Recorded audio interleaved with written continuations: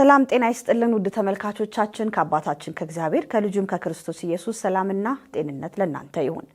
የዛሬው መረጃ ይዘንላችሁ የምንቀርበው እኔ ጽጌረዳ አለሙ እንዲሁም ከመላው ስቱዲዮ ባለሙያዎች ጋር በጋራ በመሆን ነው።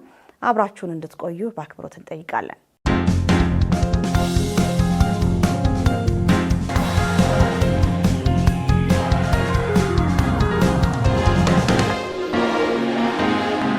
የኢትዮጵያ ቃለ ሕይወት ቤተክርስቲያን በወቅታዊ ጉዳይ ላይ ባወጣችው የአቋም መግለጫ አባላት ደስተኛ መሆናቸውን ገለጹ። የኢትዮጵያ ቃለ ሕይወት ትናንትና ዕለት የሐሰተኛው ነብይና አስተማሪ የቤኒሂንን ወደ ኢትዮጵያ መምጣት በተመለከተ ያላትን ተቃውሞ በመግለጽ ያወጣችው መግለጫ ከአባላትና ከተለያዩ ወገኖች ከፍተኛ ድጋፍ በማግኘት ላይ ይገኛል። ሐሰተኛ መምህራንና ነቢያት እየተበራከቱ በመጡበት በዚህ ዘመን መሰል የዕቅበተ እምነት እርምጃዎች ተጠናክረው መቀጠል እንዳለባቸው ተጠቁሟል። የኢትዮጵያ ቃለ ሕይወት ቤተክርስቲያን በትናንትናው ዕለት የሐሰተኛው ነብይና አስተማሪ የቤኒሂንን ወደ ኢትዮጵያ መምጣት በተመለከተ ያላትን የተቃውሞ መግለጫ ያወጣች ሲሆን የቤተክርስቲያናችን አባላትና እንዲሁም ሌሎችም የወንጌል አማኞች ይህንን መግለጫ በፍቅር እንድትታዘዙና የቤተክርስቲያን መሪዎችም ደግሞ መንጋውን የመጠበቅ ከእግዚአብሔር የተሰጠ ኃላፊነትና አደራ ስላለ ይሄን አደራ በብርቱ ሁኔታ እንድንወጣ በጌታ አደራ ይላለው። ሌላው የሐሰተኛ መምህራንና ነቢያት በአሁኑ ሰዓት እጅግ እየተበራከቱ የመጡበት ጊዜ ላይ ስላለን የዕቅበተ እምነት እርምጃዎች ተጠናክረው መቀጠል እንዳለባቸው ይህንንም አያይዤ በፍቅር ማሳሰብ እፈልጋለሁ። በዚህ ጊዜ በየቀኑ ማለት ይቻላል ከዚያም አልፎ ባጠረ ጊዜ ውስጥ የሐሰት ትምህርቶች እንዳሸን እየፈሉ ህዝቡን ግራ እያጋቡ ያሉበት ጊዜ ስለሆነ ህዝቡም መጠንቀቅ እንዳለበት የቤተክርስቲያን መሪዎችና አገልጋዮች መንጋውን የመጠበቁን አደራ ጠበቅ ባለ አይነት ሁኔታ እንድናከናውን እንድንፈጽም በጌታ አደራ ይላለሁ። የኢትዮጵያ ቃለ ሕይወት ቤተክርስቲያን በትናንትናው ዕለት ሐሰተኛ አስተምህሮን፣ ሐሰተኛ ትንቢትን፣ አጠቃላይ ሐሰትን የተቃወመ የአቋም መግለጫ አውጥታለች። በተለይ ደግሞ በቀጣዩ መጋቢት ወር የሐሰተኛው መምህርና ነቢይ ቤኒሂንን ወደ ኢትዮጵያ መጋበዝ አስመልክቶ ያወጣችው መግለጫ አለ። በዚህ እጅግ በጣም ኮርተናል። ቤተክርስቲያናችን የመጀመሪያ በመሆኗ እንዲህ አይነት የዕቅበተ እምነት ስራዎች ተጠናክረው እንደሚቀጥሉ የቤተክርስቲያኒቱ የአቋም መግለጫ ይፋ አድርጓል። መሪዎቻችንን፣ ብሔራዊ ቦርዱን፣ አጠቃላይ ህዝቡን ማመስገን እንፈልጋለን። እንግዲህ በዚህ ዘመን ከዚህ ውጪ ምንም አማራጭ የለንም። ሰዎች ጥሪታቸውን እየተነጠቁ በሐሰተኛ ትንቢቶች ትዳራቸው እየተበተነ በሐሰተኛ ትንቢቶች ሕክምናቸውን እየተዉ ህይወታቸው እያለፈ በየስርቻው የእግዚአብሔር ቃል ተጣሞ ለጥቂቶች ጥቅምና መክበሪያ ተደርጎ ኮሜርሻላይዝድ እየተደረገ ንግድ የሆነበት ዘመን ላይ እንዲህ አይነት የዕቅበተ እምነት ስራን መስራት እጅግ ወሳኝ ነው። እንግዲህ እኔ እጅግ በጣም ደስ ብሎኛል በበኩሌ። እንዳጠቃላይ ደግሞ አባሎቻችንና በሌሎችም ቤተ እምነቶች ያላችሁ ንጹህ ወንጌል ሲሰበክ እግዚአብሔር ከፍ ሲል ልዕለሰብ የግለሰቦች አምልኮተ ሰብ እየቀነሰ እንዲሄድ ትክክለኛው የእግዚአብሔር ቃል እንዲሰበክ ክርስቶስ ጎልቶ እንዲታይ ወንጌል የጥቂቶች መክበሪያ ገበያ ሆኖ እንዳይቀጥል የምትፈልጉ ሁሉ ተመሳሳይ አቋም እንድታንጸባርቁ ይሄንንም ፕሮግራም ደግሞ ባለመካፈል ወገናዊነታችሁን እንድትገልጹ ቦይኮት እንድታደርጉት እንደገና ደግሞ የጠሩ አስተምሮችን በመከተል ነፍሳችሁን እንድትመግቡ አደራ ጭምር እናሳስባለን። በተረፈ እስከታች እስከ አጥቢያ ቤተክርስቲያን ድረስ ከህብረቶችና ልዩ ህብረቶች ቀጠናዎች ጀምሮ እዚህ ብሔራዊ ቦርዱ አጽድቆት በዕቅበተ እምነት ክፍላችን ተዘጋጅቶ የነበረውን ይህንን መግለጫ ተግባራዊ ለማድረግ ሁሉ ሰው እንዲተጋ እንዲረባረብ በጌታ ስም በአክብሮት እጠይቃለሁ። የኢትዮጵያ ቃለ ሕይወት ቤተክርስቲያን ምዕመናንና አገልጋዮችን ሁላችሁንም በጌታ በኢየሱስ ክርስቶስ ስም ሰላም እንላችኋለን። እንዲሁም ወንጌላውያን ቤተክርስቲያናት በመጽሐፍ ቅዱስ እውነት የምታምኑ በአብ በወልድ በመንፈስ ቅዱስ ስም የምታምኑ ሁላችሁንም በጌታ ስም የከበረ ሰላምታችንን እናቀርባለን። ሰሞኑን እየተወራ ላለው ጉዳይ ወደ ኢትዮጵያ ይመጣሉ ስለተባሉት ሰው በኒህን ጉዳይ ስናነሳ ሁል ጊዜ የሐሰት አስተምህሮ የሚፈተሸው በእግዚአብሔር ቃል እውነት ነው። በብሉይና በአዲስ ኪዳን ባሉት መጽሐፍ ቅዱስ እውነት ስለሆነ በዚህ በመጽሐፍ ቅዱስ አስተምህሮ አንፃር ይሄ ሰው የሚያመጣው ትምህርቶች ሁሉ ከመጽሐፍ ቅዱስ ያፈነገጡ በመሆናቸው መጠንቀቅ ያስፈልጋል። ህዝባችንን መጠበቅ ያስፈልጋል። ዛሬ በአሁኑ ሰዓት ብዙዎች የመሩት አባቶች አልፈዋል። ብዙዎች ደግሞ እየመራን እንገኛለን። በአጥቢያ ደረጃ፣ በህብረት ደረጃ፣ በቀጠና ደረጃና በዋና ጽሕፈት ቤት እየመራን ያለን አገልጋዮች ሁላችን ህዝባችንን ከሐሰት አስተምሮ ከዚያም አገር ከሚመጣ ሰው ብቻ ሳይሆን እዚህም ካሉት ሐሰተኛ አስተምሮች እንደ እግዚአብሔር ቃል በመፈተሽ ህዝባችንን መጠበቅ ኃላፊነት አለብን።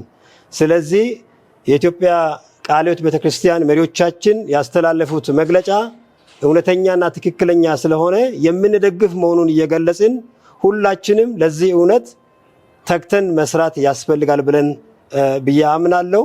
ኢትዮጵያን እግዚአብሔር ይባርክ። ህዝባችንንም ከስህተት አስተምሮ እግዚአብሔር ይጠብቅ። ህዝባችን ደግሞ የእግዚአብሔርን ቃል እውቀት ማንበብ ብቻ ሳይሆን ማጥናት ብቻ ሳይሆን በማሰላሰል ደግሞም በመኖርም ጭምር ራሳቸውን ከሐሰት አስተምሮ መጠበቅ ይጠበቅባቸዋል ብዬ አምናለሁ። በቤኒን አስተምህሮና መምጣቱ ላይ ያወጣችውን መግለጫ በጣም የምስማማበት ነው። መደረግ ያለበት ነገር ነው። መንጋውን ከመጠበቅ አንጻር በጤናማ አስተምሮ ማያስተምሩ ሰዎችን በእንደዚህ አይነት እርምጃ መውሰድ አርአያ መሆን መቻል በራሱ ትልቅ ነገር ነውና የመጀመሪያ ድምጽ መሆን መቻል አለባት ቤተክርስቲያን ይሄን በመቃወምና ያንን ያደረገችው ይሄን በጣም አርገን ሁላችንም ልንቀበለው ልንስማማበት አንድ አቋም ላይ ልንቆምበት የሚገባ ጉዳይ ነው ብዬ ነው ማምነው። የኢትዮጵያ ቃለ ሕይወት ቤተክርስቲያን በዶክተር ፖል ባለስኪ ሞት የተሰማትን ጥልቅ ሐዘን ገለጸች። ባልደረባችን ዮናስ ተስፋዬ እንደሚከተለው ያቀርበዋል። የኢትዮጵያ ቃለ ሕይወት ቤተክርስቲያን ፕሬዝዳንት ዶክተር ስምዖን ኤሊሶ፣ ምክትል ፕሬዝዳንት አቶ ዳንኤል ጫሜቦ፣ ዋና ጸሐፊ ዶክተር ስምዖን ሙላቱና ምክትል ዋና ጸሐፊ ዶክተር ወንድሙ አበበ ለዶክተር ፖል ባሌስኪ ቤተሰቦችና ወዳጅ ዘመዶች በተለይም ለባለቤታቸው ዶክተር ሊላ ባሌስኪ መጽናናትን ተመኝተዋል። የዶክተር ፖል ባሌስኪ ህልፈት ዜና በታላቅ ሐዘን ደረሰን ያሉት መሪዎች እርሳቸው በታማኝነት ባገለገሉት በጌታ ፊት አሁን እንዳሉ ማወቃችን አጽናንቶናል ብለዋል። ዶክተር ባሌስኪ ባለፉት ዓመታት በኢትዮጵያ ቃለ ሕይወት ቤተክርስቲያን ውስጥ ትልቅ አስተዋጽኦ አድርገዋል። የኢቫንጀሊካል ቴዎሎጂካል ኮሌጅ ወይም ኤቲሲ የመጀመሪያ ርዕሰ መምህር ነበሩ። በዲላ ኤኬኤምቲሲ የአካዳሚክ ዲን ሆነው አገልግለዋል እና በኮሌጆቻችንና በመጽሐፍ ቅዱስ ትምህርት ቤቶች ውስጥ በነበራቸው የማስተማር ሚናም ስፍር ቁጥር በሌላቸው ሰዎች ህይወት ላይ አዎንታዊ ተጽዕኖ አሳድረዋል። በመጨረሻም መግለጫው ዶክተር ሊላ ባሌስኪን እና ቤተሰቧን በጸሎታችን ውስጥ መቆየታችንን እንቀጥላለን በሚል ሀሳብ ተቋጭቷል። በኢትዮጵያ ቃለ ሕይወት ቤተክርስቲያን የአዲስ አበባና አካባቢው ቀጠና ሴቶች አገልግሎት በወንጌል ማህበርተኝነት እንቅስቃሴ ሰሚናሪ አካሄደች። በኢትዮጵያ ቃለ ሕይወት ቤተክርስቲያን ከየካቲት 4 እስከ 6 2018 ዓ.ም በአዲስ አበባና አካባቢዋ ቀጠና የሴቶች አገልግሎት ከካሊፎርኒያ ከሚገኘው ከኖርዝ ፖይንት ኢቫንጀሊካል ፍሪ ቸርች ጋር በመተባበር የወንጌል ማህበርተኛ እንቅስቃሴ በአዲስ አበባና አካባቢዋ ቀጠና የሴቶች አገልግሎት የመሪዎች ሴሚናሪ ከ300 በላይ አጥቢያዎች የተውጣጡ 130 የሴቶች አገልግሎት መሪዎችና የወንጌል ስርጭት አስተባባሪዎች የተሳተፉበት አንደኛ ቆሮንቶስ ምዕራፍ 3 ቁጥር 23 የወንጌል ማህበርተኛ እሆን ዘንድ ስለ ወንጌል ሁሉን አደርጋለሁ በሚል ርዕስ የእግዚአብሔር ቃል መሰረት የተዘጋጀ ስልጠና በኢትዮጵያ ቃለ ሕይወት ቤተክርስቲያን ዋናው ጽሕፈት ቤት ተሰጥቷል። መርሃ ግብሩ ለ3 ቀናቶች የቆየ ሲሆን ዓላማውን በቤተ ክርስቲያን ውስጥ ያሉ ሴቶች የወንጌል ማህበርተኝነት መጽሐፍ ቅዱሳዊ መሰረት በመረዳት የወንጌል ማህበርተኛ ሆኖ ሌሎችንም በአጥቢያዎች ያሉ ሴቶችን ስለ አገልግሎቱ በመጸለይ በገንዘባቸው የወንጌል መልእክተኞችን በመላክና በመሄድ ታላቁን ተልዕኮ እንዲፈጽሙ መነሳሳትና ማበረታታት ነው። ስለ ወንጌል ማህበርተኞች በቂ ግንዛቤ ኖሯችሁ በአገልግሎት ላይ በመሳተፍና ሌሎችንም በማነሳሳት የበኩላቸውን አስተዋጽኦ እንዲያደርጉ ከስልጠናው የሚጠበቅ እንደሆነ ተገልጿል። ሰልጣኞችም ለዝግጅት ክፍላችን የተሰማቸውን ሀሳብ እንደዚህ ገልጸዋል። ስልጠናውን የሰጡት ወይዘሮ ማርታ ዌንግማን እና ወይዘሮ ኪምበርሊን ሚንተን ሲሆኑ ስልጠናውን ላጠናቀቁ ተሳታፊዎች የሰርተፊኬት ስጦታ ተበርክቶላቸዋል። ይህንን የወንጌል ማህበርተኝነትን ራዕይ እግዚአብሔር ለአባቴ ለመጋቢ ዮሴፍ መና ከብዙ ዓመታት በፊት ሰጥቶት በዋናነት በኢትዮጵያ ቃለ ሕይወት ቤተክርስቲያን በመላው አገር ዙሪያ ይህንን እንቅስቃሴ ሲያካሂድ ቆይቷል። እንዲሁም በሌሎች አብያተ ክርስቲያናት ይህንን የወንጌል ማህበርተኝነት እንቅስቃሴ ራዕይ እግዚአብሔር የሰጠውን በብዙ መልኩ እግዚአብሔር ረድቶት ሲያገለግል ቆይቷል።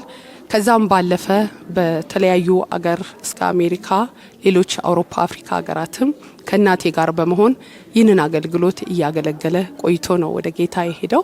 ይህ አገልግሎት በቀጣይነት እንዲሄድ እንደ ልጆች እኔም ከኖርዝ ፖይንት እነኚህን እንግዶች የላከው ወንድሜ ታናሽ ወንድሜ ዶክተር ታመነ ዮሴፍም ይህንን ራዕይ መላው ቤተሰብ ሆነን እንዲንቀሳቀስ የማበረታታት ጸሎትና ምኞት አለን።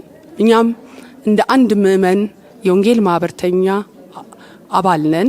ይህ እንቅስቃሴ በይበልጥ በተለይ ይህ ታላቁ ተልእኮ ለሁሉም መድረስ ስላለበት ይህም በጸሎት ገንዘብን በመስጠት እንዲሁም በመሄድ ስለሆነ ይህ ራዕይ በደንብ እንዲሰፋ የኛም የቤተሰባችን ዘውትር ጸሎትና ተሳትፎን ለማሳየት ያህል ነው። እግዚአብሔር ደግሞ በዚህ ቦታ እነኚህን 130 የሚያህሉ ሴቶችን የአዲስ አበባና አካባቢዋን ቀጠና ዋና ጽሕፈት ቤትን የሴቶች አገልግሎትን ተጠቅሞ እያራመደ ስላለ በጣም ደስተኞች ነን። I am here from North Point Church in California in the United States. I am honored to be here among the women of Ethiopia and the Cali Hewitt denomination. My connection is that Tamana Mena is our missions pastor. So to come and have a missionary trip myself to encourage your women as they reach out through their missionary movement is such an honor. These women are on fire for the Lord, and I was here in Ethiopia 20 years ago. So to see what God has done through the Cali Hewitt denomination, to see what God is doing with these women to reach out so that now you're to the point where you are sending missionaries. It is such a thrill to see how the Holy Spirit is working in your church. And I am here to train the women, to learn from them. They have taught me so much about the joy of the Lord, the power of the Holy Spirit among them. I cannot wait to see what God does through these women as they go back to their churches and they continue to spread the message about how we all should be committed to God's mission to carry the gospel to all who have never heard. እንደ አዲስ አበባና አካባቢ ቀጠና የሴቶች አገልግሎት ክፍል ከ9 ህብረት በቀጠናው ስር ካሉ ከ9ኙም ህብረት እናቶች መጥተዋል። ምንድነው ሴሌክት ያደረግናቸው ወንጌል ስርጭት የሚያገለግሉ እንደገና የህብረት መሪዎች የቀጠና መሪዎችና ሙሉ ጊዜ ሰጥተው ደግሞ የሚያስተባብሩ በየአጥቢያ ያሉ እህቶች ናቸው በዚህ ስልጠና ላይ የተገኙት። ከየካቲት 4 እስከ 6 ባለው ስልጠናችን ላይ በወንጌል ማህበርተኛ እንቅስቃሴ ላይ ነው ስልጠና የወሰድነው። በእግዚአብሔር ቃልም በአንደኛ ቆሮንቶስ ምዕራፍ 9 ቁጥር 23 ላይ እንደምናገረውም የወንጌል ማህበርተኛ ለመሆን እንደምነግረን በመሄድ እንደገናም በጸሎት ካለን ደግሞ በመስጠት መጽሐፍ ቅዱስን ማዕከል ባደረገው በወንጌል ማህበርተኛ እንቅስቃሴ ላይ ለመሳተፍ ሴቶች ተገኝተው ከየአጥቢያው 130 የሚሆኑ እናቶች ናቸው በዚህ እየሰለጠኑ ያሉት። እግዚአብሔር ጥሩ ጊዜ ሰጥቶናል። በቀጣይም ደግሞ እንደሰለጠነውም በሁሉም በመስጠትም በጸሎትም በመሄድም እንደገና ጌታን ለማገልገል ተዘጋጅተን ነው ያለነው። ስለ ወንጌል ማህበርተኛ ስልጠና በመሰጠቱ በጣም ደስ ብሎኛል። ምክንያቱም እንደገና እንደ አዲስ የሚያነሳሳ የእግዚአብሔር ቃል ከመጀመሪያ ጀምሮ እስከ መጨረሻው አስተምረውናል፣ አሰልጥነውናል። ትልቅ ነገር አትርፈናል። የወንጌል ማህበርተኛ አባል ያልሆኑ ሁሉ እንዲሆኑ ወንጌል ያላኩ ወንጌል እንድዳረስ ለሰው ሁሉ ወንጌል ያልደረሰበት እኛ መሄድ ማንደርስበት ማንችልበት ስፍራ ወንጌልን እንዲያደርሱ ለአጥቢያዎች ይሄ ስልጠና መሰጠቱ በጣም ትርፋማ ውጤት ያለው ነገር ነው ብዬ አምናለሁ። ውድ ተመልካቾቻችን አሁን ደግሞ ወደ ውጭ ሀገር መረጃ አልፋለሁ። የአሜሪካ መንግስት የናይጄሪያ ክርስቲያኖችን ለመከላከል 200 ወታደሮችን ሊልክ እንደሚችል አስታወቀ። ባልደረባችን ባስኒኤል ዘሪሁን እንደሚከተለው ያቀርበዋል። እንደ ክርስቲያን ፖስት ዘገባ ጽንፈኞቹ የፉላኒ ጎሳዎችና የሳህል በረሃ አሸባሪዎች የናይጄሪያ ክርስቲያኖችን ሕይወት በእጅጉ አሰቃቂ አድርገውታል። በናይጄሪያ እየተባባሰ በመጣው እስላማዊ ጽንፈኝነት በየዓመቱ በርካታ ክርስቲያኖች ውድ ሕይወታቸውን የሚያጡ ሲሆን ከፍተኛ ቁጥር ያላቸው ቤተክርስቲያናትም እየተቃጠሉ ከጥቅም ውጭ ይሆናሉ። ይህን ተከትሎ ሁኔታው አስቆጥቶኛል ያለችው አሜሪካን በቀጣዮቹ ጥቂት ሳምንታት ውስጥ 200 ወታደሮችን ወደ ሀገሪቱ ለመላክ መወሰኗን አንድ የሀገሪቱ ከፍተኛ ወታደራዊ መኮንን ለዎል ስትሪት ጆርናል ተናግረዋል። እንደ አሜሪካ ወታደራዊ ባለስልጣናት ገለጻ ወታደሮቹ ወደ ናይጄሪያ የሚላኩት በቀጥታ ወደ ውጊያ ለመግባት ሳይሆን ለሀገሪቱ ወታደሮች ስልጠና በመስጠት ድህረ ሽብር የሆነ ስልታዊ አቅማቸውን ለመገንባት ነው ተብሏል። በዚህም በርካታ ናይጄሪያውያን ክርስቲያኖች የሰላም ተስፋ መሰነቃቸው ተነግሯል። ውድ ተመልካቾቻችን ለዛሬ ያዝነላችሁ መረጃዎች እነዚህን ይመስሉ ነበር። ከእናንተ ጋር አብሬ የቆየሁት እኔ ጽጌረዳ አለሙ እንዲሁም ከመላይ ስቱዲዮ ባለሙያዎች ጋር በጋራ በመሆን ነው። ከቀሪ ሕይወት ቴሌቪዥን ፕሮግራሞች ጋር መልካም ቆይታ